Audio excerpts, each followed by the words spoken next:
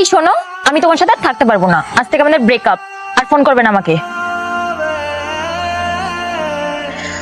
বল। কি হলো? তেমন কিছু না, আসলে ওর সাথে আজ ব্রেকআপ করলাম। কেন? তুই জানিস না, ও আমার সাথে রিলেশন রাখার সত্ত্বেও অন্য একটা মেয়ের সাথে কথা বলে, তাই। তুইও তো কাল একজনের সাথে ঘুরতে গেলি। আরে ওটা তো আমার বেস্ট ফ্রেন্ড হয়। ও, একটা ছেলে রিলেশনে থাকার পরে কোনো মেয়ের সাথে যদি কথা বলে সে প্লে বয় হয়ে যায়, কিন্তু একটা মেয়ে রিলেশনে থাকার পরে তার ক্লোজ ফ্রেন্ড থাকে, বেস্ট ফ্রেন্ড থাকে, স্কুল ফ্রেন্ড থাকে, কলেজ ফ্রেন্ডও থাকে। জানি না আর কত ছেলের সাথে কথা বলে।